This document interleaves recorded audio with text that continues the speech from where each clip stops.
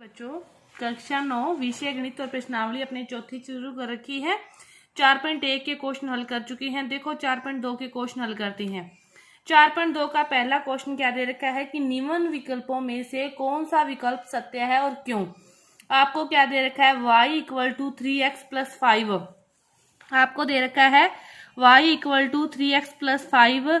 ये क्या है फिर एक रेखिक समीकरण है और एक रेखिक समीकरण के कितने भी हल हो सकते हैं। कैसे तो देखो यहाँ से अपने y की वैल्यू है 3x प्लस 5। ठीक है, x की वैल्यू आप रखो 0। x की वैल्यू 0 रखी तो 0 रखने पर ये पूरा 0 हो गया। y की वैल्यू कितनी आ गई 5। इसके लिए y की वैल्यू आपके पास आ गई 5।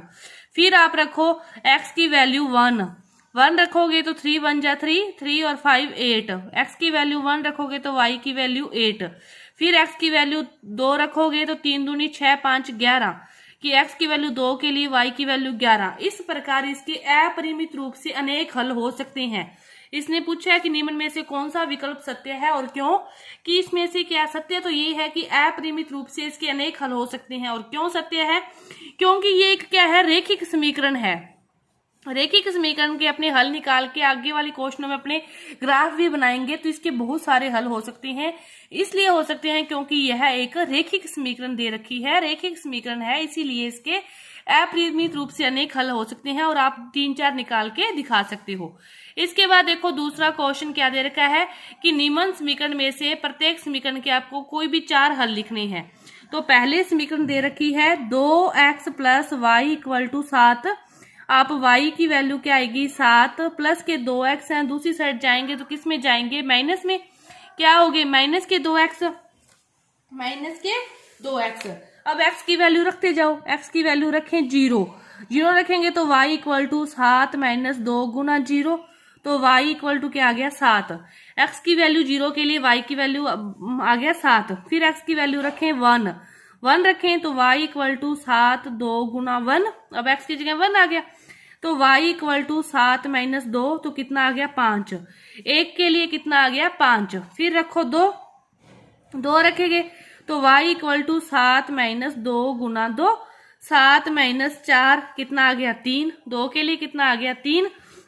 फिर क्या रखो 3 रखते हैं तो y इक्वल टू 7 माइनस 2 गुना 3। 7 माइनस 6 कितना आ गया 1। तो देखो क्या आ गया 0 के लिए इसकी मान आ गया 7। ठीक है, 1 के लिए कितना आ गया 5। 2 के लिए कितना आ गया 3 और 3 के लिए कितना आ गया 1। तो ये आपके 4 मान गए थे। इस प्रकार हल हो गए पहली समीकरण। इसको हल कर लो, सौखी सी है ये तो पहले जल्दी इसको कर लेते हैं।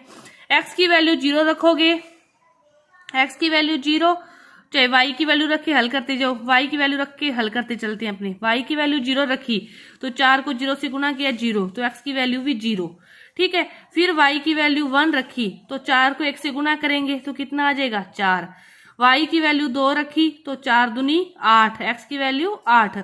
y की वैल्यू 3 रखी तो 4 3 12, x की वैल्यू 12। ये इसके मान आ गए, 4 ही मान के थे। अब रह गया ये वाला। अब इसको हल करने के लिए किसी का भी पहले निकाल लो।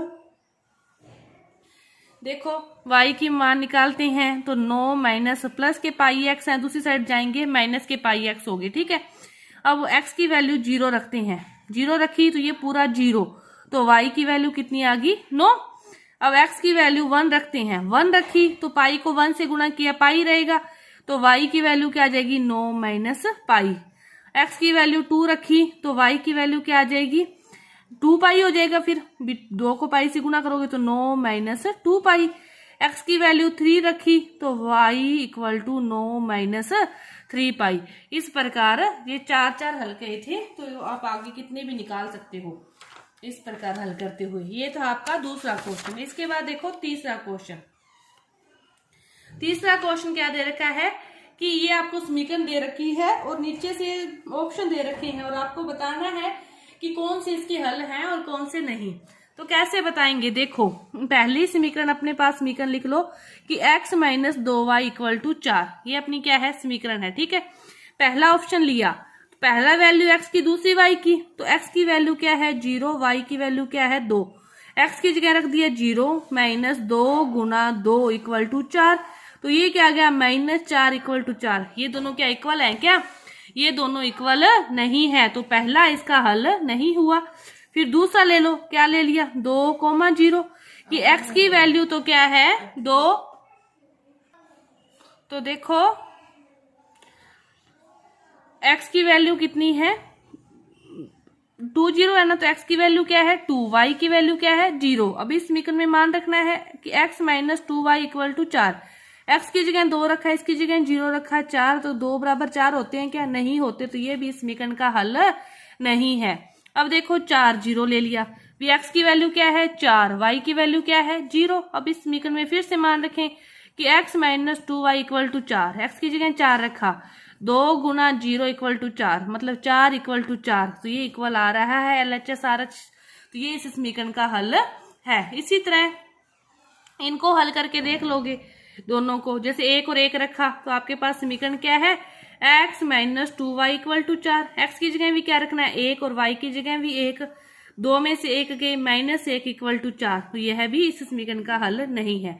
अब ये रह गया, तो अंडर 2 माइनस y की जगह ये रखना है, तो 2 गुना 4 गुना अंडर 4 इक्वल टू 4, तो अंडर 2 माइनस 4 दूनी 8 गुना 2 16 आ गए, तो अंडर 2 आ गए, साइड तो है ही नहीं, तो ये भी इस समीकरण का हल नहीं है। ये था आपका ये क्वेश्चन नंबर 3। अब देखो चौथा क्वेश्चन क्या दे रखा है, x और y की वैल्यू दे रखी है और आपको इस समीकरण के हल हैं। ये कह रखा है कि ये वैल्यू इस समीकरण के हल हैं, इसको हल को इसके अंदर रखते हुए आपको k का मान निकालना है। आपने क्या देखा कि जो इस समीकरण के हल होते हैं उसको रखने के बाद वो क्या हो जाती है, समीकरण 0 के इक्वल हो जाती है। तो अपनी इस पूरी समीकरण को 0 के इक्वल रखें, चाहे इसको वैसा ही x और y का मान रख के हल करें। तो x की जगह तो क्या रखना है इसमें 2 और y की जगह क्या रखना है 1, तो 2 गुना 2 प्लस 3 गुना 1 इक्वल टू के, 2 दूनी 4, 3 एकम 3 के, 4 और 3 कितना हो गया 7, तो k की वैल्यू कितनी आ गई 7 आ गई। ये दिए हुए थे कि ये समीकरण के हल हैं, और यदि हल चेक करने हो तो LHS RHS इक्वल हो, चाहे टोटल वैल्यू 0 आ जाए, मतलब दोनों को एक साइड ले जाओ हल कर लो, टोटल वैल्यू 0 के इक्वल आ जाए तो भी वो क्या है उस समीकरण के हल होंगे। तो ये आपकी थी 4.2 प्रश्नावली पूरी हुई। 4.3 को अपनी अगली वीडियो में करेंगे। धन्यवाद।